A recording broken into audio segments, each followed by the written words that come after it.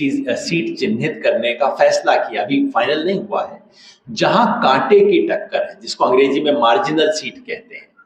या तो बीजेपी हारी थी लेकिन जीत सकती है, या जीती थी लेकिन हार सकती है।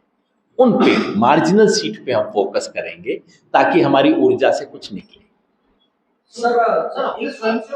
क्या करेंगे, क्या हमारे स्वयंसेवक दो तरह के काम करेंगे। ये जो 1.25 लाख वॉलंटियर हैं, एक 150 कॉन्स्टिट्यूएंसी में हम ग्राउंड टीम बनाएंगे जो कि फील्ड में जाके अभी से 6 महीना पहले से उन चुनी हुई कॉन्स्टिट्यूएंसीज में जाके फील्ड में काम करना शुरू करेंगे। वहां पे टारगेटेड, हम इसे टारगेटेड पार्लियामेंट्री कॉन्स्टिट्यूएंसी बोलते हैं। टारगेटेड पार्लियामेंट्री कॉन्स्टिट्यूएंसी में जाके अभी से वोटर लिस्ट को इम्प्रूव करना, जिनके नाम झूठे काटे जा रहे हैं उनके नाम रिस्टोर करवाना, उसके बाद वहां पे इन्फ्लुएंसर्स के साथ कनेक्ट करना, और बाद में जब कैंडिडेट की घोषणा हो जाए और औपचारिक चुनाव प्रचार हो तो फिर उसमें हिस्सा लेना। लेकिन चुनाव प्रचार शुरू होने से बहुत पहले से हम अपना काम शुरू कर देना चाहते हैं, वोटर लिस्ट से लेके। दूसरा काम हमारे वॉलंटियर का होगा, क्योंकि सब लोग फील्ड वर्क नहीं करेंगे, दूसरा काम होगा सोशल मीडिया और मीडिया पे इनके झूठ का प्रतिकार करना। इनकी जो ट्रोल आर्मी है, जो 5-5, 2-2 रुपए दे के करवाते हैं रोज काम, ये फैक्ट्री अपनी झूठ की जो चलाते हैं। अभी वॉशिंगटन पोस्ट की रिपोर्ट आपने देखी होगी, अभी आई है 5 दिन पहले। मुझे कई बार उम्मीद होती है कि हिंदुस्तान की न्यूज़पेपर्स में ऐसी चीजें क्यों नहीं छपनी चाहिए ना। कोई अमेरिका से आके बता रहा है मुझे कि कर्नाटका में क्या हो रहा है, मुझे पढ़ के शर्म आती है कि ये रिपोर्ट तो भारत में छपनी चाहिए ना। वो बता रहा है कि कर्नाटका में झूठ की फैक्ट्री कैसे चली। 1.5 लाख लोग केवल कर्नाटका में झूठ की फैक्ट्री चला रहे थे और कैसे कैसे पैसे बट रहे थे उसके अंदर। तो अगर इनकी ट्रोल आर्मी है तो उसके बरक्स हम अपनी ट्रुथ आर्मी खड़ा करना चाहते हैं, जिससे हम इनके झूठ का खंडन करेंगे, सोशल मीडिया में उसका मुकाबला करेंगे और सच्चाई को जनता के सामने रखेंगे। ये 2 काम मुख्यतः हमारे वॉलंटियर करेंगे।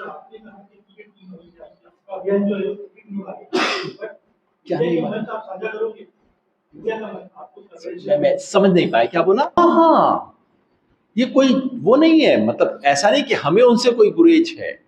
करोगे नहीं, हम तो कर रहे हैं। कल वर्धा में जब हुआ उसमें वहां के स्थानीय स्तर पे तमाम इंडिया की जितनी भी पार्टी थे सबके प्रतिनिधि आए। तो बिल्कुल मंच साझा, इस समय देश बचाने की जरूरत है। देश बचेगा तो बाकी सब चीजें हो जाएंगी। ये बिल्कुल इमरजेंसी में 1977 में इमरजेंसी के बाद सारी पार्टियां रातों रात एक साथ हुई थी कि लोकशाही को बचाना है, बाद में सब देखा जाएगा। आज तो उससे 100 गुना बड़ी चुनौती है। तो हम उनसे कुछ मांग नहीं रहे, कुछ देना चाहते हैं, खुल के देंगे, मंच साझा करेंगे, जुड़ेंगे। बस उनके सामने मांगों की लिस्ट लेके अभी हम नहीं देना चाहते, क्योंकि ये किंतु परंतु का समय नहीं है। बिल्कुल कर रहे हैं, करेंगे। आपका कुछ प्रश्न था? आपने बिहार का जातीय समीकरण का जो बताया, इसमें सबसे दोषी किसको मानते हैं? अगर लालू प्रसाद यादव जी को 1990 के बाद का अगर लेते हैं तो पूरे जातीय समीकरण पर उनका राजनीति चला है। 30 से 32 साल चाचा और भतीजे का है। इसमें आप कहां तक पाते हैं? परिवार में आप मानते हैं कि लालू प्रसाद यादव, क्योंकि जो सर ऐसा लगता है कि आपके पास कुछ ऐसे आंकड़े हैं जो मेरे पास नहीं हैं। कल जो रिलीज हुआ है वो केवल जनसंख्या के आंकड़े हैं। किसकी आबादी कितनी है उसके लिए मैं किसी को दोषी नहीं मानता। ब्राह्मण 3.5% है, मैं इसके लिए किसे दोषी मानूं? किसी को दोषी नहीं मानता। वहां पे जो जैसे आबादी, वो कल जो आंकड़े आए, इसीलिए मुझे लगता है आपने कुछ और आंकड़े देख लिए हैं। कल केवल किस जाति की आबादी कितने प्रतिशत है ये आंकड़े आए हैं, और मुझे विश्वास है आप भी चाहेंगे जानना, मैं भी चाहता हूं वो जानना। इसमें मैं समझ नहीं रहा आपका प्रश्न क्या है, किसको दोष दो इसके लिए? मुलायम सिंह यादव या लालू यादव को मैं ब्राह्मणों की आबादी के लिए कैसे दोष दूं सर? बिहार की और यूपी की जो राजनीति है वो जातीयता पर आधारित है, ये तो आप मानते ही हैं। प्रश्न पूछ नहीं, समझ नहीं पा। बिहार कायस्थ की जो आबादी है ये बिहार की राजनीति ने तय नहीं की है, या आपको लगता है कि कुछ अलग बात है? जाति की जनसंख्या के आंकड़े आए हैं, केवल जनसंख्या के आंकड़ों से इतना विचलित क्यों है हम? किसको दोष देने का सोच रहे हैं जनसंख्या के बारे में? मैं तो समझ नहीं पा रहा हूँ। सर यादव सर, मेरा एक सवाल है, किस प्रकार से अभी रीजनल मीडिया हो गए, नेशनल मीडिया हो गए, ये सब अभी उसे गोदी मीडिया करके कहा जाए, क्योंकि उन्हीं की बात रख रहे हैं, मोदी जी की बात रख रही है, लेकिन अभी जो डिजिटल मीडिया है उस पे इस प्रकार से दबाव लाया जा रहा है, जो सत्य सामने ला रही है जनता के। हो सकता है चुनाव के समय डिजिटल मीडिया पे पाबंदी लाने की संभावना है, तो ऐसी वक्त आपकी अगर संरचना यानी जो इंडिया जो गठबंधन हो गया वो क्या करेगी? यानी डिजिटल मीडिया पे संकट आ चुका है, अगर वो पाबंदी ला सकती है, क्योंकि उनका मौका है। आप बिल्कुल ठीक कह रहे हैं, और आज जो सुबह हुआ है उसका सीधे सीधे संबंध उसी से है। अखबारों पे तो कब्जा हो गया है, और उसके लिए मैं पत्रकारों को दोषी बिल्कुल नहीं मानता हूं। मालिक का गर्दन पकड़ लिया है, हर मालिक का गर्दन इनके हाथ में है। जिस मालिक की कोयले की खान है तो कोयले की खान उनके हाथ में है, जो मालिक रियल एस्टेट का धंधा करता है उसकी रियल एस्टेट उसके हाथ में है। तो हर बड़े मीडिया के मालिक की गर्दन इन्होंने पकड़ी हुई है। इसे सारा दुनिया जानती है, आप भी जानते हैं। यहाँ पे आप हाँ नहीं कह सकते, ना नहीं कह सकते, लेकिन आप सब जानते हैं सच्चाई क्या है। लेकिन अब समस्या ये बच गई कि टीवी चैनल और न्यूज़पेपर के अलावा अब यूट्यूब आ गई है, अब डिजिटल मीडिया आ गया है। अब वहां तो बहुत जनता देख रही, जनता को पता लग गया कि अखबारों में तो सच मिलेगा नहीं, इसलिए अब वो डिजिटल मीडिया देखना शुरू करें। अब वहां पे अब इनकी 3 तरह की स्ट्रेटेजी है। एक तो ये कि डिजिटल मीडिया में अपने आदमी घुसाओ, इतने लोगों को अब किया जा रहा है। आप जानते हैं पैसा दे के यूट्यूबर्स को खरीदा जा रहा है, इन्फ्लुएंसर्स को खरीदा जा रहा है। एक दूसरा, जो फिर भी ना माने उनके ऊपर छापे पड़वाओ, और तीसरा, कोई संभावना न बचे इसलिए ऐसे कानून लाओ, आईटी अमेंडमेंट जो किया जा रहा है, ऐसे कानून लाओ जिससे सरकार डिजिटल मीडिया पे भी छलनी लगा सके। तो बिल्कुल यही तो लोकतंत्र और स्वतंत्र मीडिया की हत्या ऐसे ही तो होती है। यही रूस में हुआ है, यही हंगरी में हुआ है, यही तुर्की में हुआ है, यही भारत में हो रहा है। इस वक्त अब बड़े मीडिया से ध्यान, क्योंकि वो काम तो निपट गया है, अब एनडीटीवी तो खरीद ही लिया, अब दिक्कत वहां तो समाप्त हो गई है। अब ध्यान आप लोगों पे है, आप में जो भी डिजिटल वाले हैं, अब उनका फंदा कसा जा रहा है। और इसलिए हम सबका दायित्व है, आपका दायित्व है, हमारा भी दायित्व है, सबका बोलने का है। इंडिया कोएलिशन इस पे क्या करेगा वो बताएंगे, उनके नेता जब प्रेस कॉन्फ्रेंस करने आए जरूर पूछिए।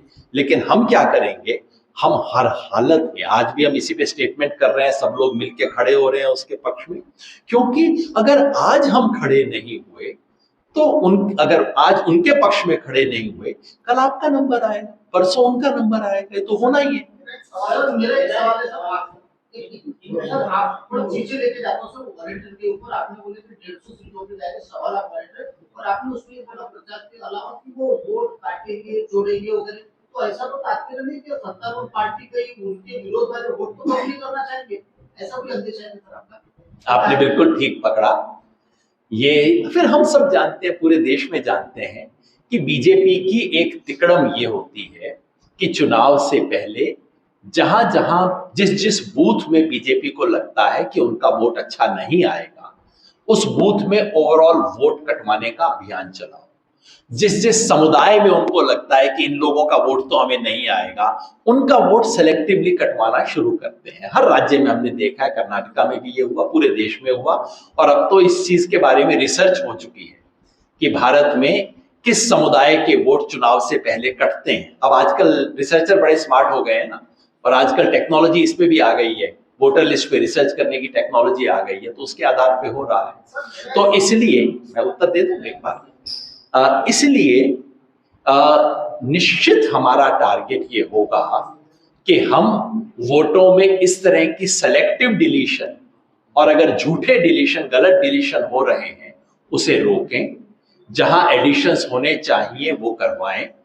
ये हमारा प्रयास होगा, और नागरिक के रूप में ये हमारा अधिकार है, ये हमारा कर्तव्य है ऐसा करना। इस देश की वोटर लिस्ट में हर वयस्क व्यक्ति का नाम हो, ये सुनिश्चित करवाना मेरा कर्तव्य है, तो हम अपना काम करेंगे। बिल्कुल आप ठीक कह रहे हैं। सर आप लोग ये देश को सुधारने के लिए बहुत अच्छा कार्य कर रहे हैं, सबको जोड़ रहे हैं और एक अच्छा प्रसार कर रहे हैं। लेकिन जिस दिन वो मंडल आइन लागू किया था वीपी सिंह ने, उस समय आप लोगों ने वो मंडल आइन पे क्यों नहीं प्रसार किए? जो राम मंदिर का जो मुद्दा आया था, इस तरह से उस समय क्यों नहीं कार्य हुआ?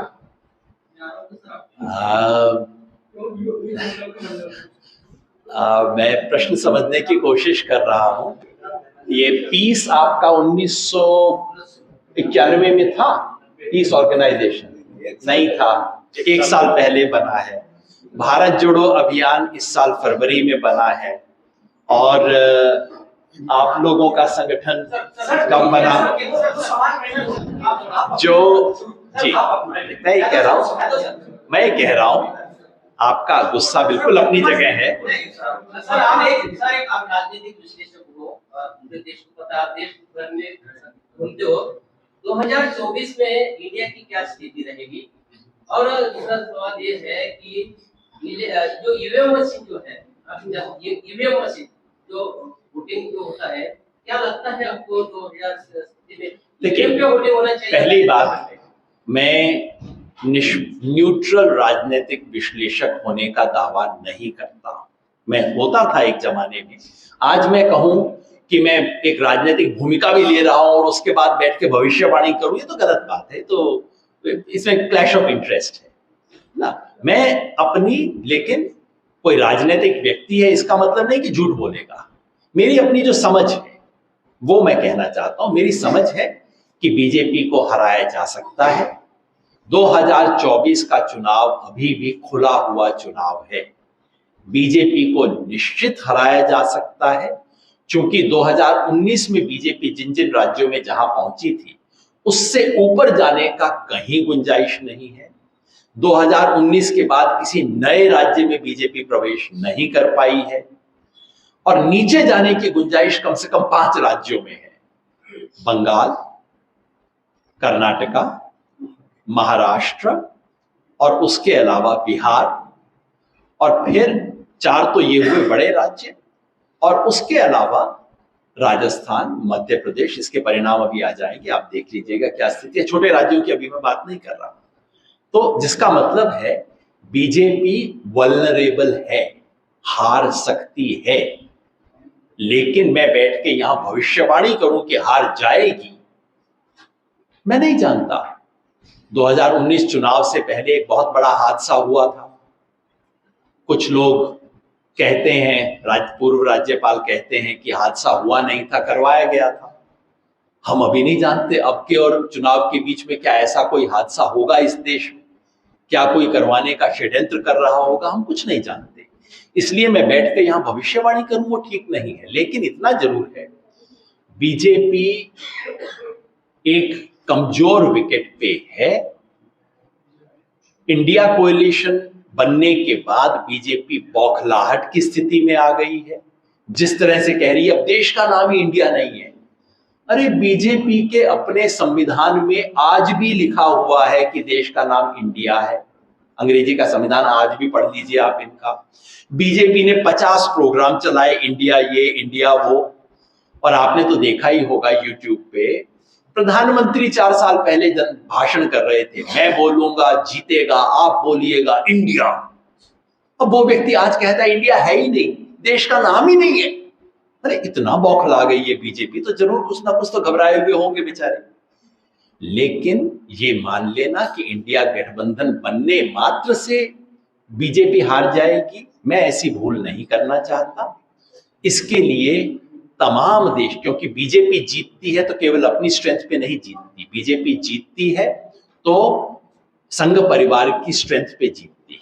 आज कोएलिशन तो है 28 पार्टियों का, लेकिन उसके बाहर की स्ट्रेंथ क्या है वो कमजोर है, और हमारा काम है उस स्ट्रेंथ को बनाना। सर एक देखा जा रहा है कि नए जो मतदाता है, जो नए मतदाता, बीजेपी को मालूम है कि अपन इस बार 2024 को अपने को धोखा हो सकता है, इसीलिए कैंपेनिंग के माध्यम से नए मतदाताओं का उन्होंने बढ़ाया है। तो उस और जो युवा है, जो नए मतदाता है, तो उनको भी अगर इंडिया की तरफ अगर कन्वर्ट करना है तो इसके लिए कुछ उपाय योजना। अगर बीजेपी नए मतदाता बना रही है तो ये उसका संवैधानिक अधिकार है, अच्छी बात है, करना चाहिए, बीजेपी करे जो भी करे, और हम लोगों को भी कोशिश करनी चाहिए बनाए। नए मतदाता के पास सिर्फ एक प्रश्न रखना चाहिए, और वो 10 दिन पहले एक रिपोर्ट से आया है जो अजीम प्रेमजी यूनिवर्सिटी की तरफ से रिलीज हुई है, और वो सरकारी आंकड़ों पर आधारित रिपोर्ट है। वो कहती है इस देश के 18 से 25 साल की उम्र आयु वर्ग में जो लोग ग्रेजुएट हैं उनमें अनएम्प्लॉयमेंट का प्रतिशत 42% है, 42% अनएम्प्लॉयमेंट है। ये अनप्रेसिडेंटेड है पूरी दुनिया में। बस अगर ये तथ्य उन तक पहुंचा दिया जाए तो मैं समझता हूं बहुत बदलाव होगा। आपके पास हम निश्चित कोशिश करेंगे, हमारा काम है ये बताना देश को सच। जी सर। ईवीएम के बारे में 2019 में ईवीएम के बारे में ईवीएम 2019 में बहुत सारी शंकाएं होती थी और मैनिपुलेशन हो सकता है, कैसा लगता है आपका, क्या ओपिनियन है? मेरा ओपिनियन ये है, दरअसल हिंदुस्तान में क्या होता है, एक सच्चे हिंदुस्तानी के क्या लक्षण है कि अगर इनका गला खराब है तो मैं इन्हें एकदम 2 दवाई जरूर बताऊंगा। तो हर हिंदुस्तानी डॉक्टर होता है। अगर कोई कानूनी मामला हो तो हर हिंदुस्तानी कहेगा मैं बताता हूं कैसे करना, ये वाला क्लॉज जरूर लगवा देना, ये धारा जरा देखना और ये करना। इसी तरह से हर हिंदुस्तानी इंजीनियर भी होता है। तो ईवीएम पे हर हिंदुस्तानी का एक अपना ओपिनियन है। मैं सिर्फ एक छोटी बात कहता हूं, पहला तो मैं नहीं चाहता कि हम सबकी ऊर्जा, अभी एक भाई मेरे को पूछ रहे थे ईवीएम पे क्या करना चाहिए, मैंने कहा आपको कुछ नहीं करना चाहिए, जिसको करना है वो सुप्रीम कोर्ट में कर रहा है, प्रशांत भूषण कर रहा है, आप जरा जमीन पे काम करो ना। काम ना करने की बजाय ईवीएम पे सोच रहे हो, अच्छी बात नहीं है, लेकिन करना क्या चाहिए मेरे विचार से, अगर मुझे कहा जाए, मेरी व्यक्तिगत राय यहां मैं कह रहा हूं, मैं ईवीएम को छोड़कर बैलेट पेपर पे जाने के पक्ष में नहीं हूं। मुझे लगता है उससे देश में फायदा नहीं नुकसान होगा। लेकिन आज की पोलिंग और काउंटिंग में 2 बदलाव करने के पक्ष में मैं हूं। नंबर 1, फॉर्म नंबर 17A और फॉर्म नंबर 17C में मिलान होना चाहिए। ये क्या है? फॉर्म 17A वो है, पोलिंग बूथ में रजिस्टर होता है जहां लोगों के हस्ताक्षर करवाए जाते हैं, जहां दिन के आखिर में आप गिन सकते हो कि अब आप 785 मत यहां पे डले। और उधर फॉर्म 17C है जिसमें लिखा गया है कि इलेक्ट्रॉनिक में कितने दर्ज हुए। दोनों का मिलान होना चाहिए ना। आप सोचते होंगे कि मिलान होता है, दरअसल होता नहीं है, और दरअसल दोनों के आंकड़े अलग अलग रहते हैं। और पिछली बार 2019 में चुनाव के बाद जब ये आंकड़े सार्वजनिक हो गए तो पता लगा दोनों में हजारों का अंतर था। तो इलेक्शन कमीशन ने रातों रात वो आंकड़ा हटा दिया।